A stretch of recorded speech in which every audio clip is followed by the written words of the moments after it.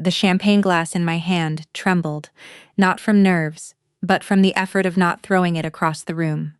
My own sister had just called me a joke in front of 200 people, and the man standing 3 feet away, a retired army colonel with eyes like steel, was the only one who wasn't laughing.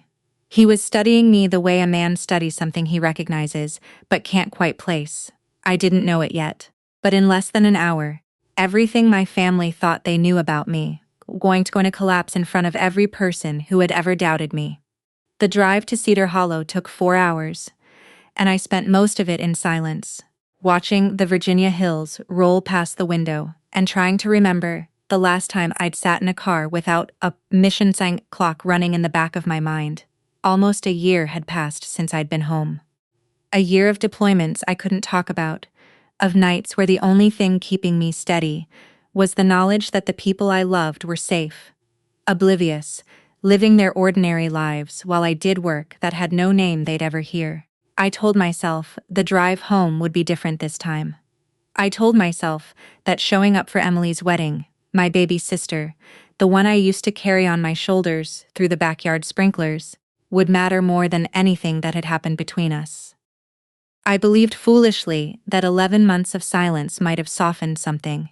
It hadn't. I felt it the moment I pulled into the gravel lot behind the reception hall. My mother, Linda, was standing near the entrance in a pale blue dress greeting guests with the kind of warm practiced smile she never once gave me. When her eyes landed on my car, that smile flattened into something colder, something disappointed, like she'd been hoping I wouldn't come at all. She didn't wave. She turned back to the guests beside her and kept talking.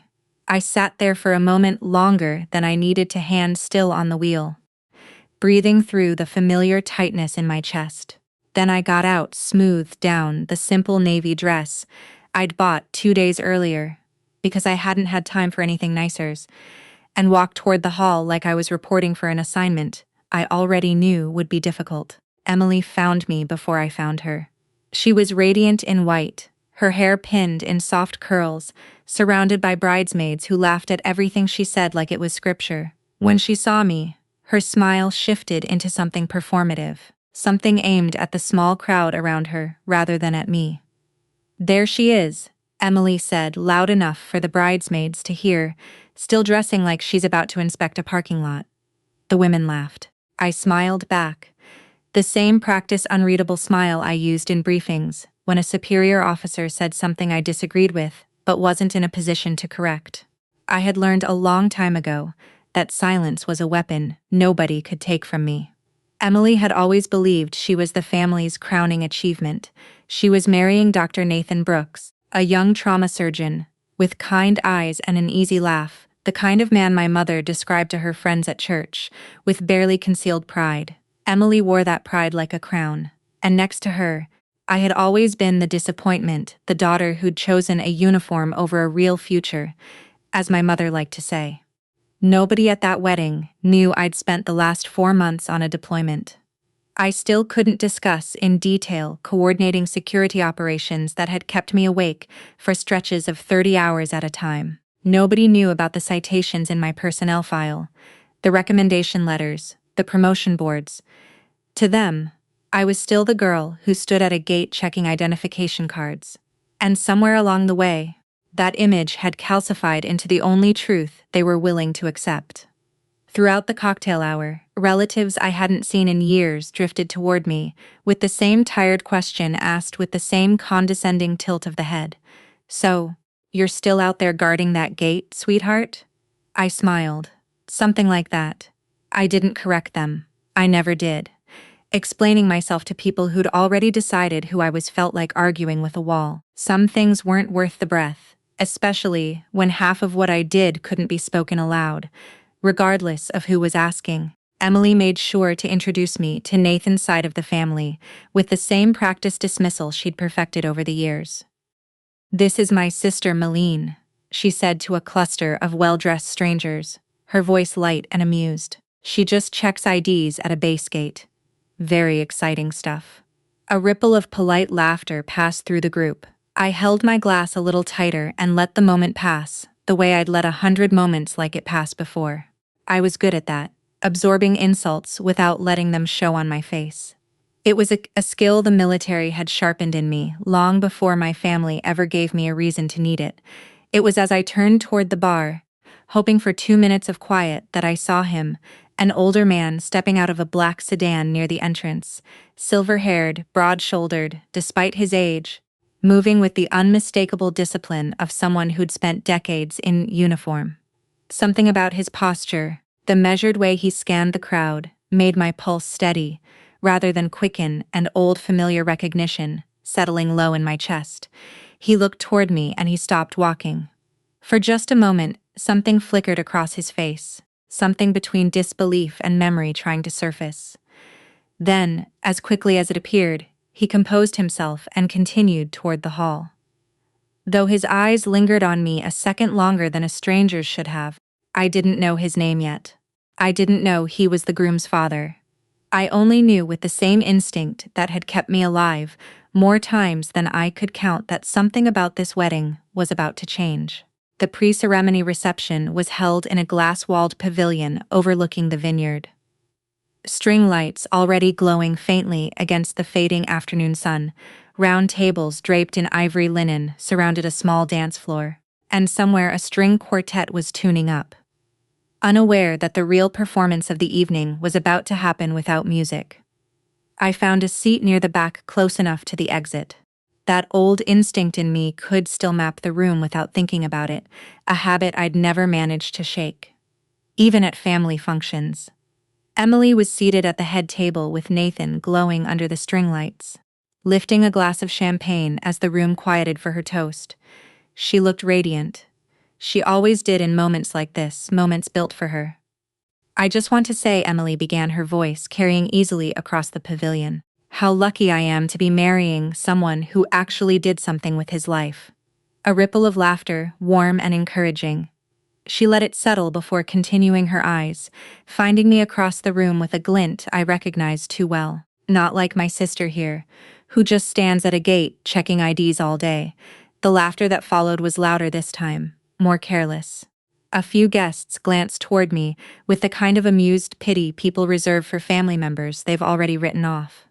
I kept my expression still, my spine straight, the same posture I held during formal inspections, when a superior said something designed to provoke a reaction they weren't entitled to see. My mother, seated beside Emily, leaned toward the microphone before anyone could stop her. "She's always been the one who disappointed this family," Linda said, smiling, as though it were an affectionate joke rather than something she clearly meant. "We used to think she'd do something with her life, but some people just don't." The room erupted into a fresh wave of laughter, and I felt something in my chest tighten, not from hurt exactly, but from the sheer familiarity of it. This wasn't new. This was simply the loudest version of a story my family had been telling for years, at every holiday, every gathering, every unguarded moment when they thought I wasn't paying attention. A cousin near me leaned over, wineglass in hand, and murmured, "Kind of a waste. Wasting your 20s in the military like that, don't you think?" I didn't answer. I'd learned long ago that some questions weren't really questions at all. They were verdicts dressed up as curiosity. I lifted my water glass instead of the wine I'd been offered earlier, took a slow sip, and let my eyes drift toward the man I'd noticed in the parking lot. He was seated 2 tables away, near the groom's side, watching the room with the quiet attentiveness of someone cataloging details, rather than simply enjoying a party. He hadn't laughed at Emily's joke. He hadn't laughed at my mother's either. His jaw had tightened slightly, almost imperceptibly, the kind of reaction only someone trained to control their face would notice in someone else. I studied him without making it obvious. Silver hair cut close, the kind of posture that came from decades of discipline, rather than good genetics, hands folded on the table in a way that suggested patience rather than idleness. Everything about him read military, and not just any branch, but someone who had spent real years in it, someone who had likely given orders that mattered. He caught me watching him, and offered the faintest nod, nothing more, before turning his attention back to the conversation at his table. I saw him lean toward the man beside him and ask something quietly, his eyes flicking briefly in my direction. The other man shrugged clearly, uncertain, and gestured vaguely toward the head table, where Emily still held court. I understood immediately he was asking about me. Word must have circulated quickly, because within a few minutes he seemed to have gathered whatever fragments of information the room could offer, none of which I suspected matched whatever he already knew or half remembered. His expression didn't change much, but something in the way he sat back in his chair told me he'd confirmed a suspicion rather than dismissed one. The toasts continued. More laughter followed, some of it aimed at me directly, most of it simply the ambient noise of a family that had never quite known what to do with a daughter who didn't fit the mold they'd built for her. I let it wash past me the way I let sandstorms pass during deployments, lowering my head waiting, knowing that noise like this always settled eventually. At one point, Emily's maid of honor approached me at the bar, genuinely curious rather than cruel. "Is it true you've been in the army this whole time?" she asked. "Emily makes it sound like you just stand around all day." "Something like that," I said, again, the same practice deflection I'd used 100 times. She studied me for a moment, tilting her head slightly. "You don't talk about it much." "Not much to talk about." I said, though that was far from true. There was plenty to talk about. None of it was mine to share in a room full of people who wouldn't understand the weight of it, or worse, wouldn't care. Across the room, the silver-haired man rose from his table and made his way toward the terrace doors, pausing briefly near where I stood. Up close, he was taller than I'd expected, with the kind of steady gaze that made you feel measured rather than judged. "Long day?" he asked, his voice low, almost private. "Something like that," I said for the third time that evening, though this time there was the faintest edge of amusement in it. He studied me a moment longer, something unreadable passing behind his eyes, then gave a small nod and continued toward the terrace, leaving me with the distinct impression that whatever he was piecing together, he wasn't ready to say it out loud yet. Not yet, but soon. The ceremony began, as the sun dropped low over the vineyard, gold light spilling across the rows of white chairs arranged on the lawn. I found a seat in the back row the way I always did at family events, close enough to witness everything, far enough to avoid becoming part of the performance. Emily walked down the aisle on my father's arm, luminous, exactly the bride she'd always imagined herself becoming. I felt something soften in my chest. Despite everything, an old protective instinct that had never quite died, no matter how many times she'd wounded me. Whatever she thought of me, she was still my sister, and some part of that mattered even now. Nathan stood at the altar watching her with an expression so unguarded it made the whole ceremony feel, for a moment, genuinely tender. Beside him stood his father, the silver-haired man from the reception, hands clasped in front of him, posture rigid in the disciplined way that never fully leaves men who've spent decades in uniform. I watched him more than I watched the ceremony itself. He kept glancing toward the back row toward me, with the focused, deliberate attention of someone trying to place a face from an old file. It wasn't curiosity. It was recognition trying to surface the particular expression of a man sorting through years of memory to find where a piece belonged. During the reception dinner that followed, I overheard fragments of conversation from nearby tables. Guests discussing Nathan's father with the kind of reverence usually reserved for men whose reputations preceded them. Colonel Richards, retired, United States Army, 31 years of service, command positions at 2 major installations, a name mentioned with the particular weight people give to figures who'd shaped institutions rather than simply served in them. I hadn't made the connection immediately. It wasn't until Nathan, making rounds between tables, stopped briefly at mine and mentioned his father's career in passing that something clicked into place with the force of a physical jolt. Colonel Richard Brooks.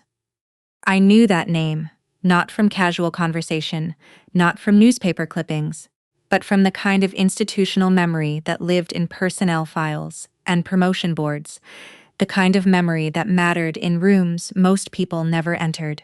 Colonel Brooks had sat on evaluation boards years earlier, back when I was a young lieutenant, fighting to be taken seriously, in rooms that rarely made space for women like me. He'd been one of 3 officers who reviewed my early performance record, back when my career was still an open question, rather than a settled trajectory. I remembered the room.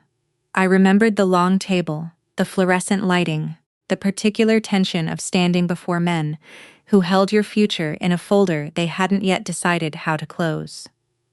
I remembered one officer in particular who'd asked sharper questions than the others, who'd pushed harder, who'd seemed determined to find out whether I actually deserved the recommendation my previous commander had written for me. I hadn't known his name then.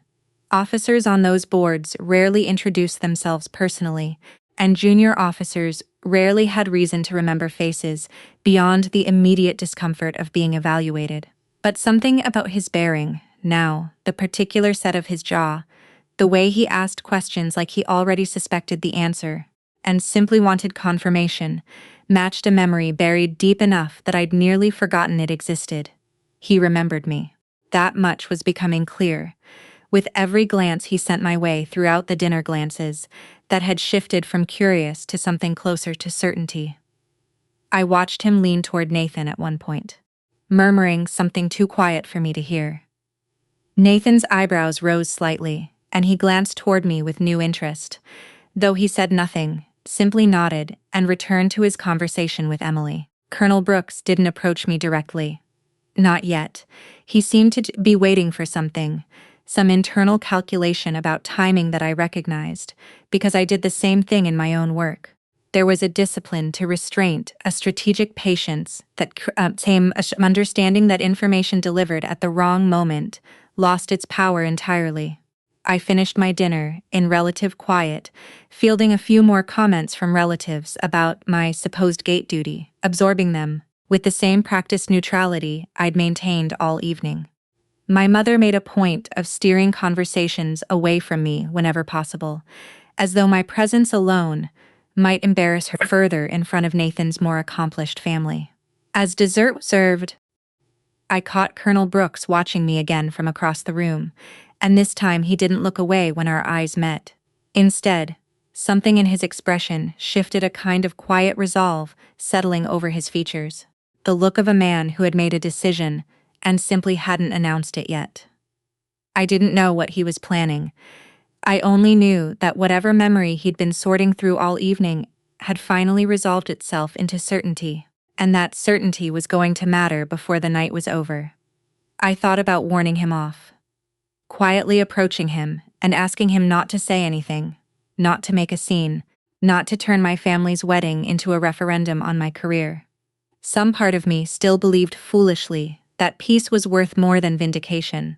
But another part of me, the part that had spent a decade being underestimated, dismissed, and quietly erased from my own family's understanding of who I was, wondered what it might feel like to simply let the truth exist in the room for once, without my having to soften it, explain it, or shrink it down into something more palatable for people who'd never bothered to ask. I didn't approach him. I stayed in my seat, watching the last light fade over the vineyard, and waited to see what he would do. After the formal ceremony ended, the reception shifted into its later looser rhythm, the kind where wine flows more freely and inhibitions start to slip. Round tables buzzed with laughter. The band eased into something upbeat, and the string lights overhead glowed brighter as the sky darkened into deep blue. Emily flushed from champagne, and the exhilaration of the day found her way back to the center of attention, moving between tables with Nathan's hand in hers, accepting congratulations like a queen accepting tribute. When she reached the table nearest mine, she paused, and I felt the familiar tightening in my stomach that always preceded her worst moments. "Everyone," she announced loud enough to draw the attention of nearly 20 guests. "Have you met my sister? The one guarding gates while the rest of us actually built lives." She laughed, delighted with herself, gesturing toward me like I was a prop in her performance. Honestly, who would even want to marry a gate guard? The laughter that followed was the loudest of the night, cascading across the pavilion in ugly, careless waves. I sat perfectly still, my hands folded in my lap, my face arranged into the same unreadable calm I'd maintained all evening, and inside something old and tired settled deeper. Not anger exactly, but a kind of weary resignation that came from years of being reduced to a punchline at my own family's gatherings. I didn't respond. I never did. That was when Colonel Brooks rose from his chair. He didn't rush. He stood the way men trained in command stand, unhurried, deliberate, drawing attention simply through the quality of his stillness, rather than any dramatic gesture. Conversations around him quieted first, then spread outward in a ripple until the entire pavilion had fallen into an uneasy silence. Guests turning to see what had caused a respected older man to interrupt the celebration. He looked directly at Emily, his expression calm, but unmistakably serious. "Actually," he said, his voice carrying easily across the now silent room, "she's not just a gate guard." Emily blinked, her smile faltering slightly, uncertain how to respond to an interruption she hadn't anticipated. "I'm sorry. Gate duty." Colonel Brooks continued, his tone measured, almost instructive, "is one of the first assignments many young soldiers receive. It's honorable work, necessary work, but it's rarely where a career ends, especially not for someone with the record your sister has." A murmur rippled through the crowd. My mother's face had gone pale, her wineglass frozen halfway to her lips. "I sat on a promotion board years ago," Colonel Brooks said, his eyes shifting briefly to me before returning to the crowd. "I reviewed a young lieutenant's file that stood out among dozens of others that year. Exceptional performance evaluations, recommendations from senior officers that I still remember because they were unusually strong. That lieutenant went on to be selected for assignments most soldiers never even hear about. Protecting facilities and operations that require the highest levels of trust and clearance this country grants." He paused, letting the words settle. "There are things about her work," he continued, "that even her own family isn't permitted to know. Not because she's hiding anything from you out of spite, but because the nature of that work demands silence. That silence isn't a failure. It's discipline. It's sacrifice most people will never understand or be asked to make." The pavilion had gone utterly still. Even the band had stopped playing, the musicians exchanging uncertain glances before setting down their instruments entirely. Emily's face had drained of color, her earlier triumph replaced by something closer to confusion. Maybe the first flicker of dawning humiliation. "That's not," she started, then stopped, unsure how to finish a sentence that had no good ending. I sat motionless, watching the moment unfold with a strange, detached calm. The same feeling I got during high-stakes briefings, when months of careful work finally reached its conclusion. I hadn't asked Colonel Brooks to say any of this. I hadn't even known until this exact moment that he intended to say anything at all, but some part of me, buried under years of practiced silence, felt something loosen in my chest. A tension I hadn't fully acknowledged carrying until it began slowly to release. Guests exchanged uncertain glances, whispers spreading through the tables like static electricity. I could see the calculations happening behind dozens of eyes. Memories of comments made throughout the evening, jokes told at my expense, suddenly recontextualized in ways that made several people visibly uncomfortable. My mother set down her wineglass with a trembling hand. "I don't understand," she said quietly, though the microphoneless room carried her words easily enough. "Malene never said anything about she wasn't allowed to," Colonel Brooks said simply.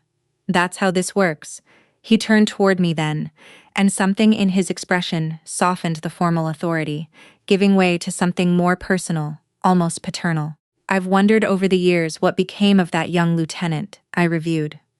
"I'm glad to see the Army made the right decision." I met his gaze and gave a small nod, unable to trust my voice completely in that moment, though I kept my composure the way I always did, the way training and years of practice had taught me to. Emily stood frozen at the center of the room, the champagne glass still in her hand. Her wedding reception suddenly transformed into something she clearly hadn't anticipated and had no idea how to navigate. For the first time all evening, she said nothing at all. The silence that followed Colonel Brooks's words stretched long enough to become its own kind of statement. The entire pavilion suspended in a moment none of us seemed prepared for. Then slowly the whispers started again, this time, carrying a completely different tone than the mocking laughter from earlier in the evening. Colonel Brooks wasn't finished. He remained standing, his gaze steady, and continued in the measured voice of a man accustomed to holding a room's attention without needing to raise it. "I remember the first time I saw her, in front of an evaluation board," he said, looking around at the gathered guests rather than directly at me now, as though he wanted everyone to understand the full weight of what he was describing. Most young officers are nervous in that setting. Understandably so. Careers are decided in those rooms, but this particular lieutenant answered every question we threw at her without hesitation. Sharp, composed.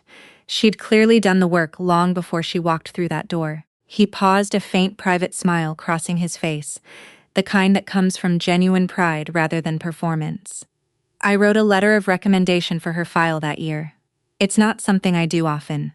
In 31 years of service, I probably wrote fewer than a dozen of those letters for officers I didn't personally command.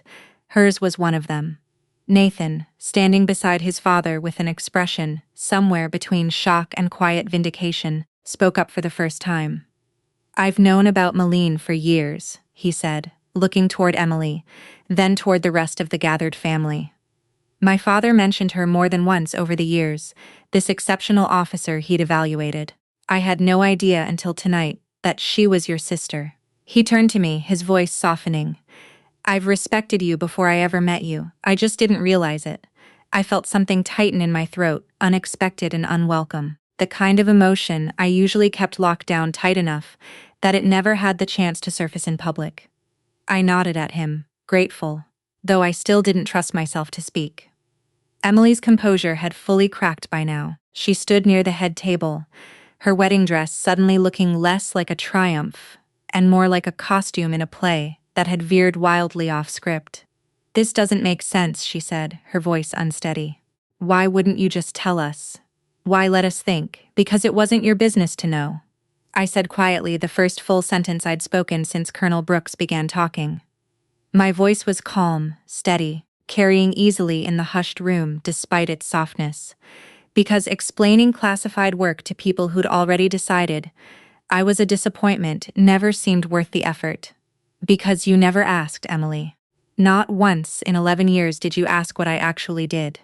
You just assumed. And it was easier for you to believe the assumption than to wonder if you might be wrong. My mother had gone very pale, her hands twisting the napkin in her lap into a tight wrinkled knot. "I never knew," she said again, quieter this time, almost pleading. "You never told me anything, Malene. How was I supposed to? You never asked," I said again gently this time, without the edge I might have used years earlier. "Not once." Colonel Brooks reached into the inner pocket of his jacket and withdrew a small worn photograph. The edges softened with age. He held it up for those nearby to see before walking it over to my mother's table. "I kept this," he said. "I don't entirely know why. Maybe because I don't often see officers exceed my expectations so completely." I recognized the photograph before it even fully came into view. It had been taken years earlier during a ceremony I'd almost forgotten about. A moment when a 2-star general had personally handed me a commendation in front of an assembled formation. I remembered the stiff wind that day, the way my dress uniform had felt too formal for the occasion, the pride I'd felt that I'd never had anyone to share it with, because no one back home had known to ask. The photograph passed from hand to hand around the nearby tables, guests studying it with expressions that shifted from disbelief to something closer to genuine respect. I watched my mother stare at the image for a long moment, her hand trembling slightly as she traced the edge of the photograph with one finger. "That's you," she said softly, as though she needed to confirm it aloud to believe it. "That's really you. It's really me," I said. The tone of the entire reception had shifted completely now.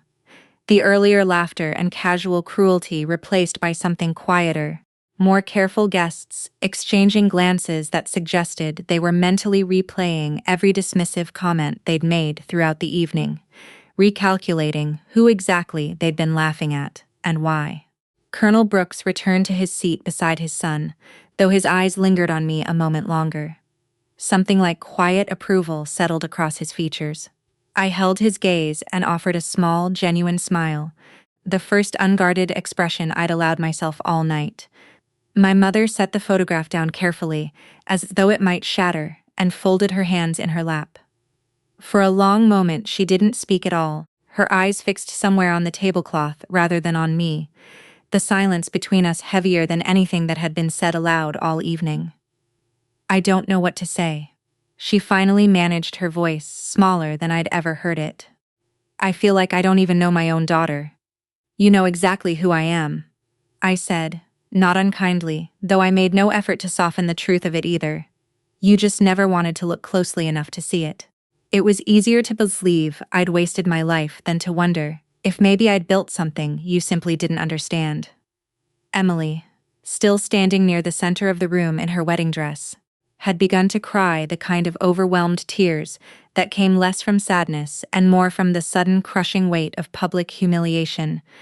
Nathan moved to her side, placing a steadying hand on her back. Though his expression remained carefully neutral, unwilling to defend behavior he clearly hadn't approved of himself. "I made a joke," Emily said, her voice cracking. "I didn't know. How could I have known?" "You didn't have to know the details," I said. "You just had to consider even once that maybe you didn't have the full picture before you decided to humiliate me in front of 200 people. That's not about classified information, Emily. That's about basic decency." She had no answer for that. She simply stood there, mascara beginning to streak down her cheeks, looking for the first time all day, less like a triumphant bride, and more like a young woman confronting the consequences of years of careless cruelty. Around us, the reaction from the extended family had turned sharply critical, though not toward me. Aunts and cousins, who'd laughed loudest at Emily's jokes, now sat in uncomfortable silence, occasionally glancing toward my mother, with expressions that suggested private conversations would be happening later.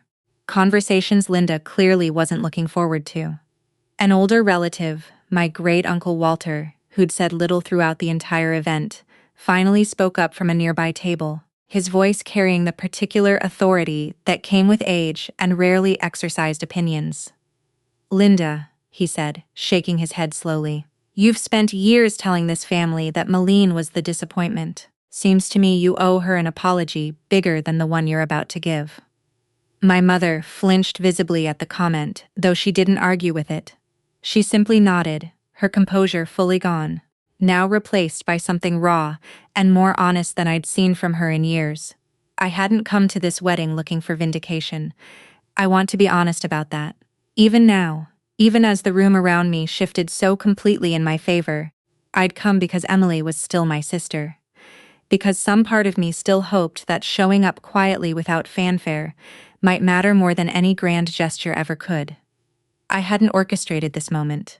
Colonel Brooks had simply recognized me, remembered me, and decided the truth deserved more respect than the silence I'd been protecting it with. I didn't feel triumphant watching my family's discomfort unfold.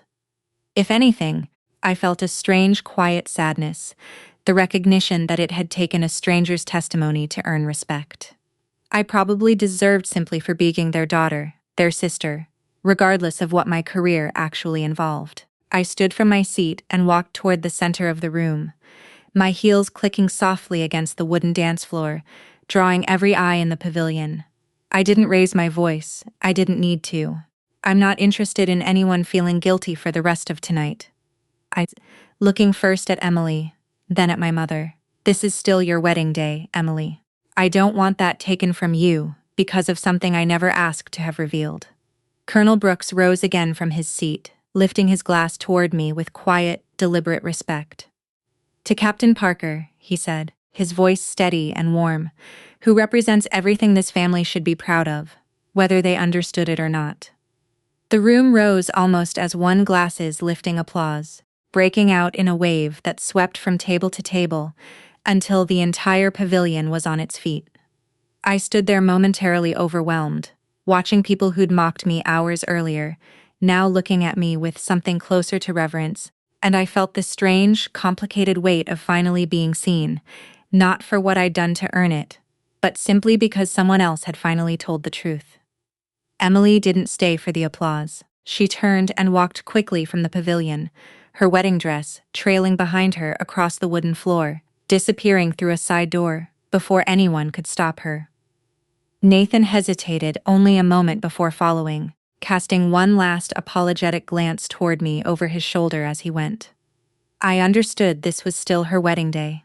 And whatever clarity had arrived tonight had come at a cost she hadn't been prepared to pay in front of everyone she knew. I didn't chase after her. Some moments needed space before they could become something a person could actually process.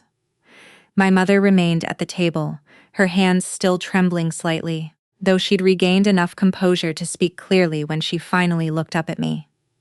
"I owe you more than an apology," she said. "I've spent years telling myself a story about you that was never true, and I never once stopped to ask if I was wrong." "You're asking now," I said. "That matters, does it?" she asked, her voice uncertain. After all this time, I considered the question honestly before answering. There was a version of me, younger and angrier, who might have said no, who might have wanted her to sit longer in the discomfort of what she'd done.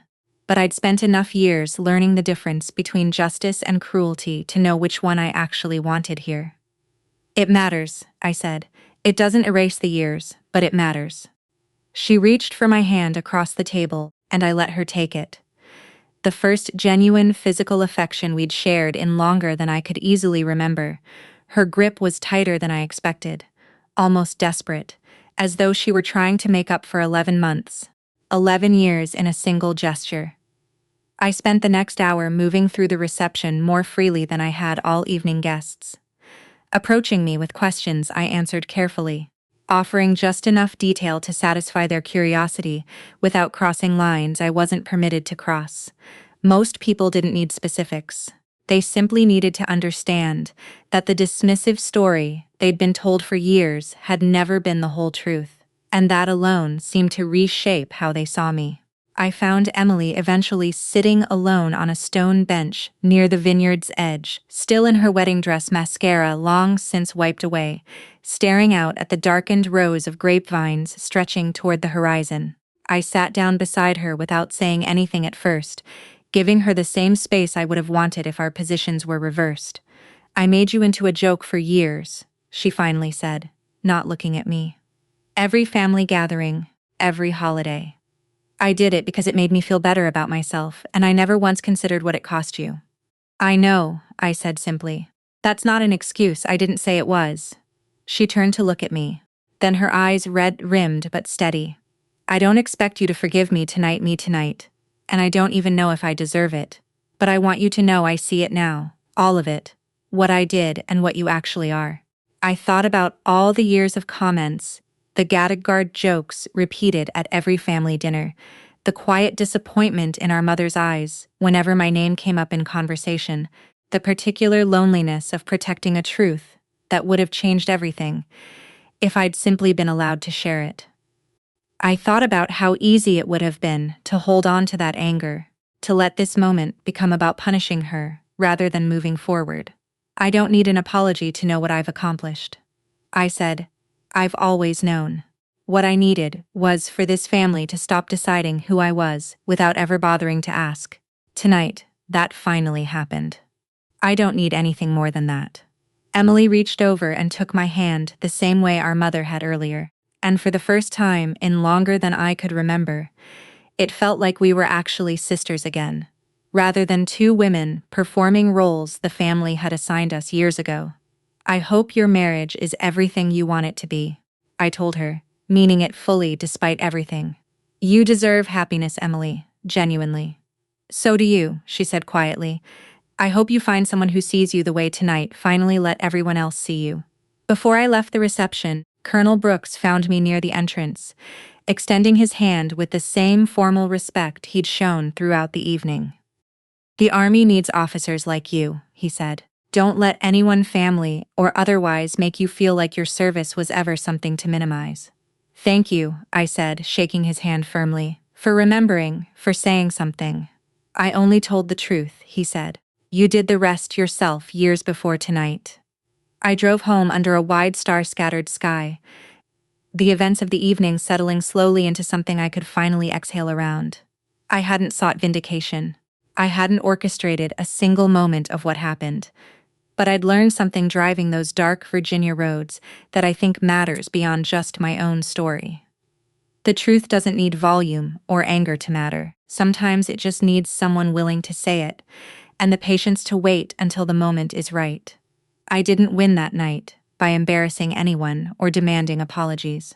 I won simply by remaining exactly who I'd always been and letting the truth catch up to everyone else in its own time. If this story moved you, I'd love to hear where it found you tonight. Drop a comment below and let me know what part stayed with you the longest. We share stories like this every single day, so if you don't want to miss the next one, go ahead and subscribe. There's always more truth worth telling, and I'd be honored to have you along for it. The moment my father's ring finally cracked, I was 300 yards from a jackknifed fuel truck, snow slashing sideways into my face, screaming into a radio for a medevac bird that couldn't fly in this wind. I didn't know yet that my name was about to hit every television screen in the country. I didn't know that the man having Christmas dinner without me was about to see my face on the 6E News and drop a wine glass on his kitchen floor. All I knew in that instant was that a stranger's life was slipping through my hands, and I was the only one who could stop it. 3 days before Christmas, my father called me at 1900 hours right, as I was locking up my office for the night. "Don't come this year," he said. "No hello, no warm-up, just that." I stood there holding the phone, my coat half on, and for a second I thought I'd misheard him. "Jason's going to be here," he continued like that, explained everything. "Okay," I said slowly. "That's fine, Dad. I haven't seen Jason in a while. I don't want you making things awkward for him." I felt something in my chest go very still the way it does right before a convoy hits an IED, that half second of silence before the world tells you it's about to hurt. Awkward, how I asked, though some tired, resigned part of me already knew. He sighed the kind of sigh that meant he'd rehearsed this. Jason had just gotten married. His new in-laws were coming. Half the neighborhood was coming. My father didn't want anyone bringing up the army. Didn't want anyone asking me questions that might make Jason feel, in his words, overshadowed. He's finally settling down. "Erica, building something. I don't want the attention pulled somewhere else. Not this year. I've stood in rooms with generals. I've briefed colonels twice my age without my voice shaking. But something about my father's voice on the other end of that call made me 18 years old again. Standing in the driveway with a duffel bag, watching him shake Jason's hand at a graduation that wasn't even Jason's. "I understand," I said. That was it. No arguing, no asking him to reconsider. 18 years in this uniform teaches you which battles are worth fighting and which ones you walk away from with your dignity still intact. This was the second kind. I hung up, sat on the edge of my bed for a long moment, and then did what I always do. I opened my laptop and canceled the flight. My team found out 2 days later when Sergeant Alvarez asked what time my plane left on the 23rd. I told her plans had changed. She didn't push good soldiers no when a subject is closed.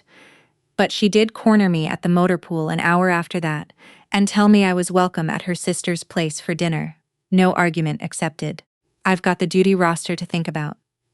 I told her which was true, but not the whole truth. The whole truth was that half my unit had kids waiting for them at home. Spouses who'd spent a year alone, while their soldiers were downrange parents, counting the days until they could hug their children again. I didn't have anywhere urgent to be. So, I volunteered to take the overnight shift on the 24th, freed up 2 junior soldiers to go be with their families, and told myself it didn't sting nearly as much as it did. Colorado in December doesn't ease you into winter. It hits you like a closed fist. By the afternoon of the 24th, the forecast had shifted from light snow to state of emergency in the span of about 6 hours, and by 1800, my unit had been activated to support state and county responders, working the interstate corridor. Visibility was dropping to almost nothing. Cars were sliding off the shoulder faster than tow trucks could reach them. I remember standing in the equipment bay, pulling on my cold weather gear, listening to the wind already howling against the hangar doors, and feeling something settle in me that I can only describe as clarity. This I understood. This had rules, procedures, a chain of command, a purpose. Family apparently did not. I thought about my father's dining room table as I climbed into the truck. The good china would be out. The tablecloth my mother used to use before she passed, now repurposed for a family gathering I wasn't part of. Jason would be telling some a story about his promotion, and my father would be laughing in that warm, easy way he never quite managed with me anymore. I let myself feel that for exactly as long as it took to zip up my jacket. Then I put it away. The way you learn to put everything away when the mission requires your full attention and your personal life has to wait its turn. My radio crackled. Command wanted units staged along the interstate. Within the hour, reports of multiple vehicles down a passenger bus. Among them, visibility near zero. I climbed into the passenger seat of the lead vehicle, snow already collecting on my sleeves, my breath fogging in front of my face. Behind me, in a warm house 40 minutes away, my father was raising a glass to a toast I wasn't there to hear. Ahead of me, the storm was waiting, and so, though none of us knew it yet, was every camera crew in the state. I checked my gear one last time, nodded to my driver, and we pulled out into the white. The storm didn't just arrive that night. It announced itself the way real disasters always do, with a violence that made the forecasters look almost cautious. By the time we reached mile marker 214, visibility was down to maybe 30 feet, and the wind was strong enough to rock the truck on its suspension. Command's radio traffic had gone from routine to urgent in a matter of minutes. A charter bus, nearly 40 passengers, had slid off the northbound shoulder and rolled onto its side. A pickup truck behind it had jackknifed trying to avoid the wreck. There were reports of children on board the bus. There were reports, worse, of a fuel tanker stopped just uphill from the wreck, its driver unaccounted for. We were the first unit on scene. I don't remember making a conscious decision to take charge. It happened the way it always happens. Muscle memory built over 18 years, overriding whatever fear might otherwise have taken hold. I was out of the truck before it had fully stopped, boots sinking into 8 in of fresh snow, shouting instructions over the wind. I split my small team into triage groups. I got Alvarez coordinating with the state troopers already scrambling to secure the scene. I got on the radio and started fighting for a medevac helicopter, even though every dispatcher I spoke to told me flight conditions were borderline impossible. Then we work until they're possible, I said, and moved on to the next problem. The bus was the priority. Passengers were trapped at odd angles, a few with visible injuries, most just shaken and terrified, screaming for their kids in 3 different languages through the shattered windows. I climbed up onto the exposed side of the vehicle myself, snow stinging my face like static, and helped pass children down through the emergency exit one by one, into waiting arms below. A boy maybe 6 years old wouldn't let go of my jacket sleeve, even after I'd handed him down to a trooper. I remember crouching to his eye level, for exactly 3 seconds all the time I had, and telling him he was safe, now that he'd done such a good job staying calm. Then I was back up pulling the next passenger free. It was the fuel truck that nearly took everything sideways. The driver, an older man named Walt, was still inside his cab, disoriented, one leg pinned by a section of buckled dashboard. The tanker had begun to lean on the icy shoulder, and any spark, any impact, any shift in the wrong direction could have turned the whole scene into something none of us walked away from. My team lead recommended we wait for the hazmat unit. Protocol would have agreed with him. I didn't wait. I got a trooper to help me brace the cab door, told Alvarez to keep everyone else back 100 meters, and climbed up myself. Walt was in shock, breathing shallow blood on his forehead from where he'd hit the wheel. I talked to him the entire time I worked his leg free. Asked him about his grandkids. Learned he had 4. Learned the youngest had just started walking, anything to keep him present, keep him calm, keep his breathing steady while the wind screamed around us. And I felt the ice under my boots shifting with every gust. When his leg came loose, I pulled him out over my shoulder, half carried, half dragged him 30 yards through snow that came up past my knees until we were both clear of the tanker, and I could finally let myself feel my hands shaking. I didn't know in that moment that a local news van had been parked at the edge of the scene since the bus rollover, its reporter and cameraman filming everything from a safe distance. The bus rescue, the fuel truck extraction, all of it in the harsh white glare of emergency lighting. I didn't think about cameras. I didn't think about anything except the next task, and the one after that, and the one after that. The way you do when the job in front of you is the only thing keeping you upright. By the time the medevac helicopter finally broke through a gap in the storm, 2 hours later, we had stabilized every passenger from the bus, treated Walt for a fractured leg and mild hypothermia, and cleared the scene enough for tow trucks to begin the long process of hauling vehicles off the ice. I sat in the back of our truck afterward, peeling off gloves stiff with frozen sweat, and let myself exhale for the first time in what felt like hours 40 feet away at my father's table. The evening had moved into dessert. I know this, because Jason told me himself months later how he'd been holding court about his promotion, his new house, his plans for the spring, while my father beamed at him the way fathers are supposed to beam at their children. Nobody at that table said my name once. Nobody wondered where I was or what I might be doing on a night when half the state was under a storm warning. I wasn't a subject worth raising. I wasn't in that room a daughter at all. Just an absence nobody had bothered to notice. I didn't know that yet, riding back to base with frost still clinging to my eyelashes. I only knew that we'd gotten everyone out alive, that Walt would see his grandkids again, that the little boy on the bus was already asleep in his mother's arms by the time I climbed down from the wreck. I thought that would be the end of it. Just another night, another mission, another quiet act nobody outside my unit would ever hear about. I had no idea the cameras had caught my face. I found out the way most people find out things about themselves anymore, secondhand, and far too late to have any say in it. We'd made it back to base a little after 2300, exhausted, soaked through despite the cold weather gear running on adrenaline that was already starting to crash. I filed my after-action notes, checked on Walt's transport to the hospital, made sure every soldier under my command had eaten something and gotten dry clothes, and then finally sat down in the break room with a lukewarm cup of coffee I didn't really want. Someone had the television on in the corner, tuned to a local station. The volume low, I wasn't even looking at it. Then Alvarez said my name in a strange voice and I looked up. There I was on the screen, climbing the side of an overturned bus snow, whipping sideways across the frame, handing a child down into a trooper's arms. The cron beneath the footage read, "Breaking soldier leads. Dramatic highway rescue during record blizzard." A local reporter's voice narrated over the clip, describing what she called one of the most extraordinary rescue efforts this region has seen in years. And then the footage cut to the fuel tanker to me, pulling Walt free, just before the truck's undercarriage buckled further, under its own shifting weight. I sat there holding my coffee, feeling strangely detached from the person on the screen, like I was watching someone else's night unfold.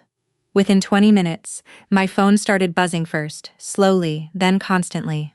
A cousin I hadn't spoken to in years, an old high school friend, my commanding officer who simply texted, "Handle the press calls.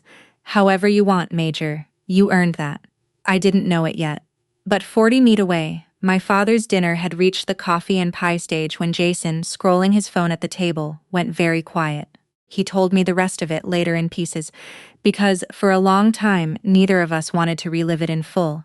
He said he saw the headline first. A soldier's name he didn't recognize, attached to a rescue video autoplay in his feed, and scrolled past it without much thought. Then someone at the table turned on the television for the 10:00 broadcast more out of holiday habit than anything else. And the same footage came up this time on the national feed, because by then 2 of the big networks had picked up the story. Jason said he sat up straight before he even understood why. Something about the walk, the voice giving orders through the wind, was too familiar to ignore. Then the camera caught my face clearly snow-crusted along my collar, and he said her name out loud without meaning to. Erica. The table went quiet. My father, according to Jason, actually laughed at first, a short disbelieving sound, the kind you make when your brain hasn't caught up to what your eyes are telling you. Then the anchor said it plainly, reading straight off a teleprompter. Major Erica Sullivan, an active-duty Army officer, is being credited with saving dozens of lives during last night's highway disaster. My father, Jason said, went pale in a way he'd never seen before. He stood up so fast his chair nearly tipped, and the wine glass in his hand slipped from his fingers and shattered against the hardwood floor. Nobody moved to clean it up. Every face at that table was turned toward the television, watching footage of a woman none of them had thought to invite. He called me 11 minutes later. I almost didn't answer. I was in the middle of coordinating a statement with our public affairs office, trying to figure out how much I was obligated to say to reporters who'd started calling the base directly. But something made me pick up. "Sweetheart," his voice cracked on the single word. "Why? Why are you on the national news?" I could hear the television still going in the background of the call. Hear voices. I didn't recognize talking about me like I was a headline instead of a person. I thought about a dozen things I could have said.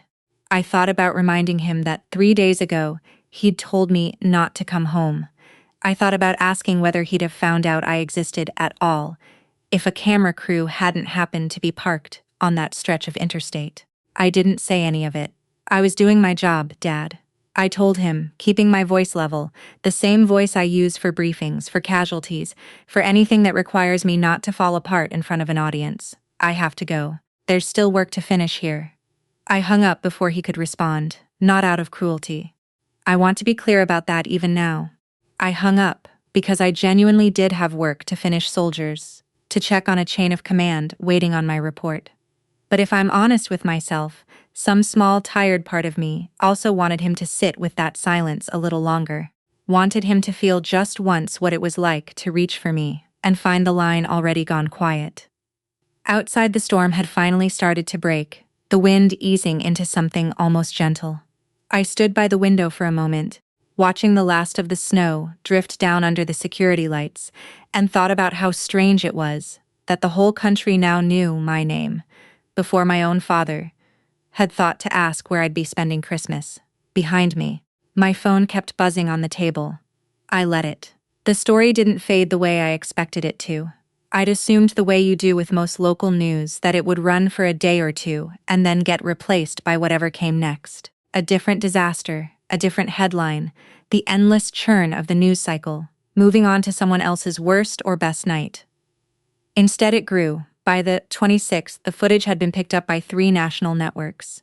By the 27th, a wire service had run a longer piece, complete with interviews from passengers off that bus, people who wanted to put a name and a face to the officer who'd pulled them out of the wreckage.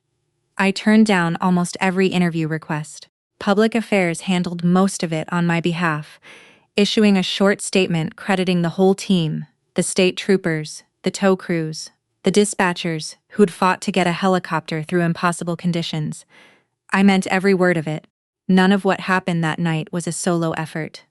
And it felt wrong, genuinely wrong. Not just modest to let the story become about one person when a dozen people had worked through the same storm to get everyone out alive. But some things I couldn't turn away from. A woman named Deb Marchetti, whose 8-year-old daughter had been the little girl on the bus, tracked down the base's public information officer and asked gently if her daughter could send me something.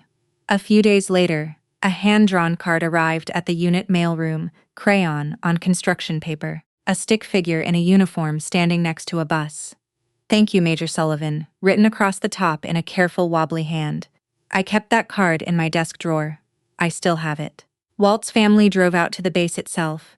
All 4 grandkids in tow, the youngest, just barely walking like Walt had told me that night.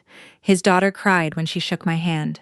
Walt himself, legs still in a brace, mostly just gripped my forearm and said, "You didn't have to climb up there." To which I told him the honest truth that I hadn't thought about it as a choice at all. Some decisions don't feel like decisions in the moment. They just feel like the next necessary thing. Through all of it, my father kept calling. The first day, I let it go to voicemail. The second day, I read his texts without responding. "Can we talk? I'm so proud of you. I didn't know. I should have known." Each message landed somewhere in my chest. I didn't particularly want to examine right then. I wasn't avoiding him out of spite. I was avoiding him because I genuinely didn't know what I would say. And 18 years in the Army has taught me not to open my mouth in a briefing until I actually have something worth saying. Jason texted too, which surprised me more than my father calling did. His message was shorter, and something about its plainness stuck with me longer than anything my father wrote. I didn't know it was like this for you. I'm sorry. I mean that. I didn't respond right away. Not because I wanted to punish him. Jason had never been cruel to me. Not really. He'd simply spent years accepting the space he was given, without asking many questions about why it existed, or what it cost the person standing outside of it. There's a particular kind of quiet complicity, in that the kind that doesn't require malice to still leave scars. I think some part of him understood that, now watching the same footage everyone else had watched, seeing for the first time what just the army had actually meant for the sister he'd shared a childhood with, and somewhere along the way stopped really knowing. I finished out that week the way I finished most weeks, checking on my soldiers, writing recommendations for 2 of them who deserved recognition for their work that night. Following up on Walt's recovery, making sure the little girl's thank you card got a proper reply signed by the whole unit, not just me. Work has always been the thing that steadies me. When the rest of my life felt unresolved, undecided, sitting in some uncomfortable middle place I hadn't chosen, the job was still there, still clear, still exactly what it had always been. My father called a final time that Friday evening, and this time I picked up mostly because I was tired of watching my phone light up and doing nothing about it. I don't expect you to fix this in one phone call, he said before I could say much of anything. His voice sounded different than it had on Christmas Eve. Smaller, less certain of itself. I just want to see you in person whenever you're ready. I told him I'd think about it. That was true. I wasn't ready to hand him forgiveness, over the phone wrapped up neatly like it cost nothing, but I also wasn't the same person who'd quietly accepted, "Don't come this year," without so much as raising my voice. Something in me had shifted that night in the storm. Some old tired patience finally reaching its limit. I just didn't know yet how far my father was willing to go, to find out what he'd actually missed. He showed up at the base gate on a Tuesday morning, no warning, no phone call ahead of time, which was so unlike him that the young private on duty called it in as a courtesy before letting him through the visitor checkpoint. I came out to meet him in my duty uniform halfway through a shift and found him standing near the flagpole, looking smaller than I remembered, hands shoved in his coat pockets, eyes moving over the base like he was trying to memorize something he'd never bothered to look at before. I hadn't invited him. I hadn't told him where I worked exactly, or what my days looked like, because in 18 years he had never once asked. I wanted to see it, he said before I could ask why he'd come, where you actually work, what it looks like. I gave him a short tour, mostly out of some instinct I couldn't quite name, not forgiveness, not yet, but something closer to letting a door stay open a crack instead of closing it entirely. We walked past the motor pool, the supply depot, the briefing room where I spend most of my mornings. Soldiers passed us in the hallway, and every single one of them straightened slightly and said some version of, "Good morning, Major," out of habit more than performance. I watched my father notice that, watched something shift in his face each time it happened, like he was recalculating something he'd taken for granted his whole life. We ended up in the break room, the same one where I'd first seen my own face on television 2 weeks earlier. Colonel Whitfield, my commanding officer, happened to be there getting coffee, and when he realized who my father was, he set his cup down and pulled up a chair without being asked.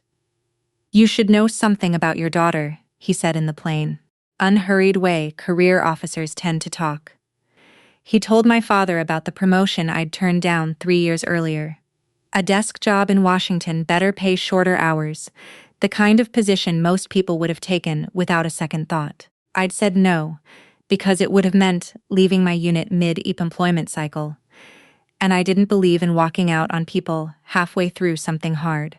He told him about the 2 times I delayed my own transition out of active duty to finish training replacements, extending my commitment when I didn't have to. He told him about the disaster relief rotations I'd volunteered for on my own time, including one Thanksgiving I'd spent distributing water in a flooded county instead of coming home. My father sat very still through all of it, hands wrapped around a coffee cup he never drank from. "I didn't know any of that," he said quietly once the colonel had excused himself, and it was just the two of us again. "You never asked," I said. "Not Crew, just True." He nodded slow, like the words had weight he hadn't expected.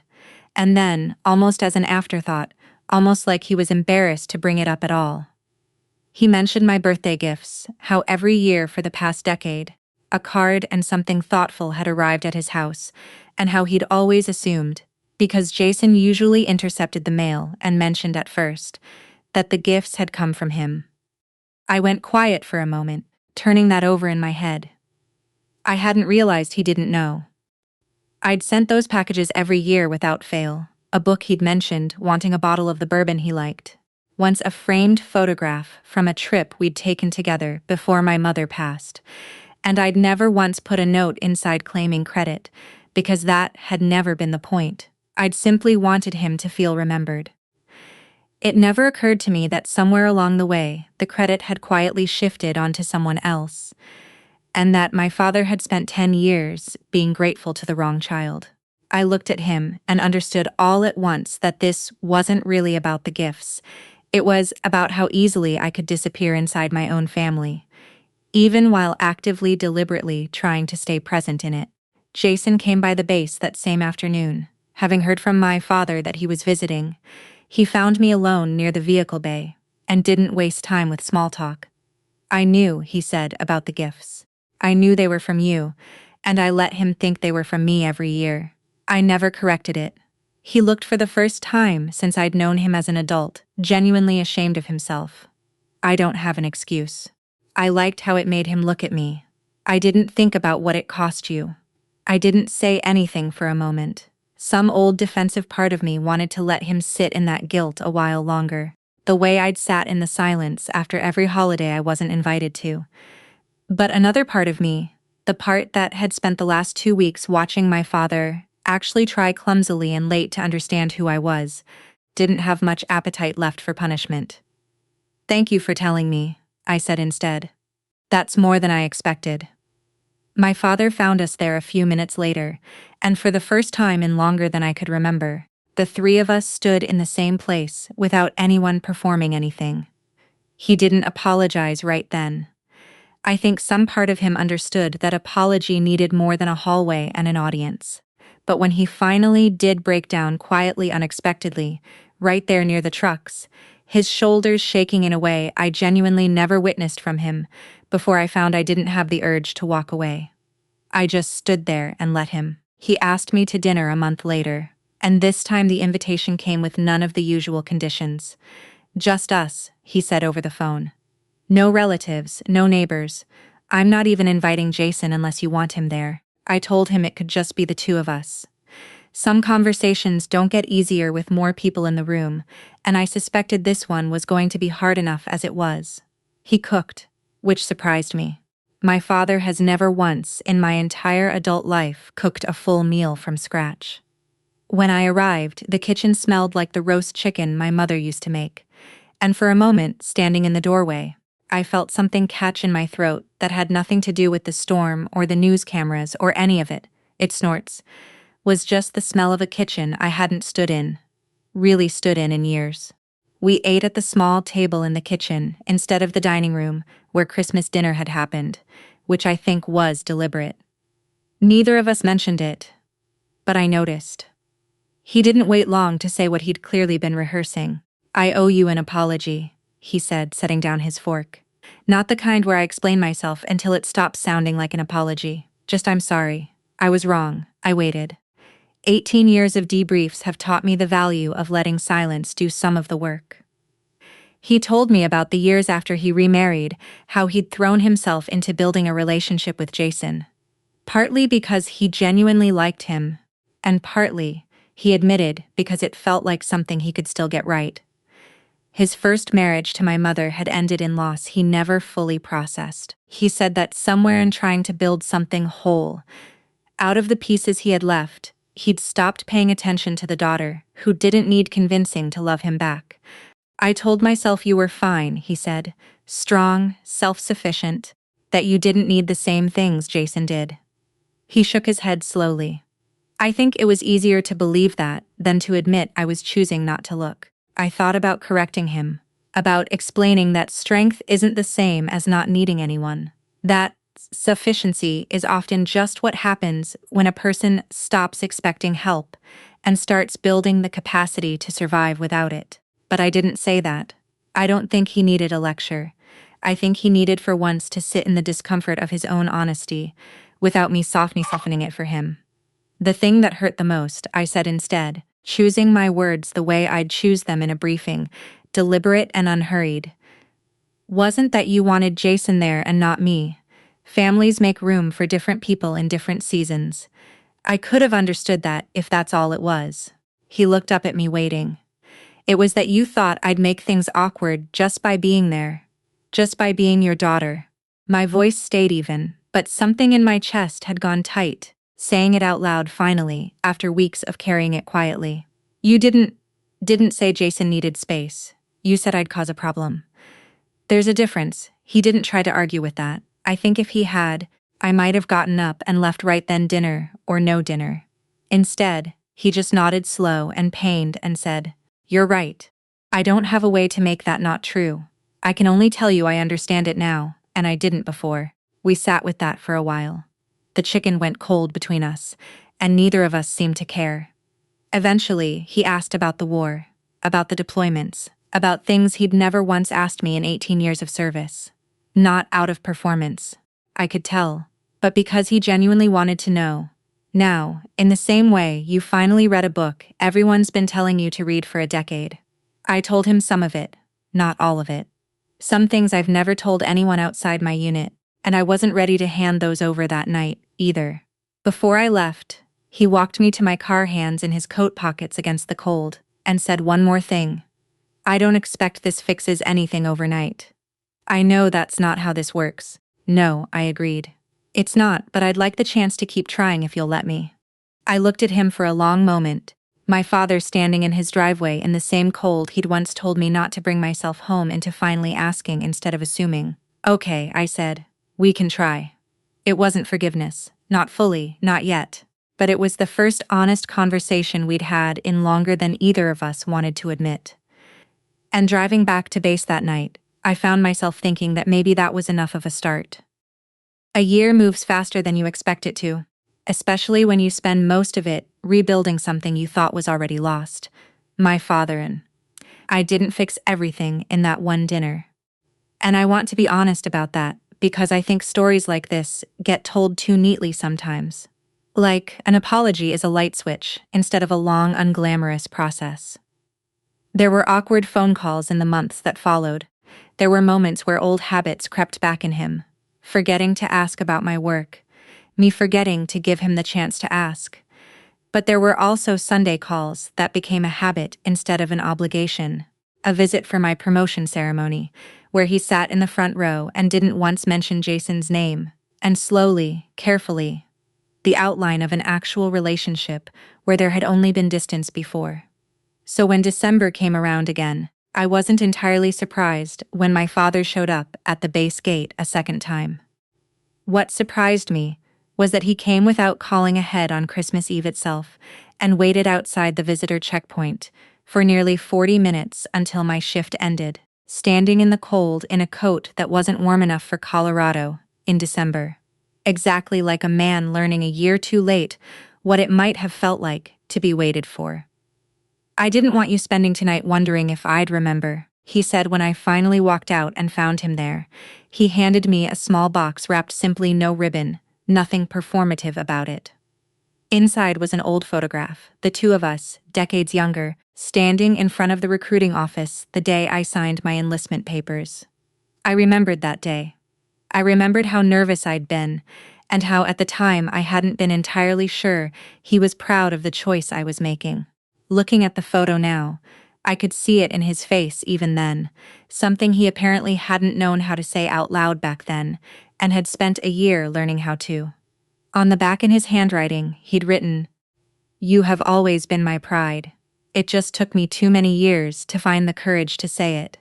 I stood there in the cold for a long moment, holding that photograph, and didn't trust myself to say much of anything. Jason arrived a few minutes later, having driven up separately, which told me my father had planned this more carefully than he was letting on. Jason didn't ask for forgiveness. He'd apparently learned over the past year that forgiveness isn't something you can request on a schedule that's convenient for you. He just thanked me quietly without performance, the way an honest apology usually sounds. "You never once made me feel guilty," he said, "even when you had every right to. I don't think I ever thanked you for that." I told him he didn't owe me a debt for simply not being cruel to him. But I understood what he meant, and I let the moment sit there between us, without rushing past it the way I've learned not to rush past the things that actually matter. We ended up, the three of us, at the Veterans Support Center downtown that night, carrying trays of food into a hall full of people who, for one reason or another, didn't have anywhere else to be on Christmas Eve. My father hadn't asked to come along. He'd simply shown up in old work clothes ready to carry boxes, and I found I didn't have it in me to turn him away. We spent the evening serving dinner, refilling coffee, sitting with veterans who told stories nobody else had asked here in a long time. My father listened to every one of them like it mattered, and I think watching him that something in me finally settled. Not because the past had been erased, but because the present had become something worth trusting. Late that night, walking back to the car through a light snow that felt nothing like the storm from a year before, I thought about how strange it was that the worst Christmas of my life had somehow led me here. A year ago, my father told me not to come home because he was afraid I'd make someone else feel small. Tonight, he stood in the cold on Christmas Eve, just to make sure I never felt forgotten again. I used to think the hardest missions were the ones with sirens and stretchers and lives hanging in the balance out on some icy highway. I don't think that anymore. I think the hardest mission any of us ever faces is finding our way back to the people we love, especially when they've made that path harder than it needed to be. That night in the storm, I thought I was just doing my job.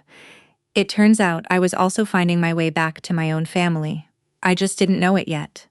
If this story moved you even a little, I'd love to hear where it found you tonight. Drop a comment below and let me know what part stayed with you the longest. We've got so many more stories like this one waiting to be told. So, if you don't want to miss what's coming next, go ahead and subscribe.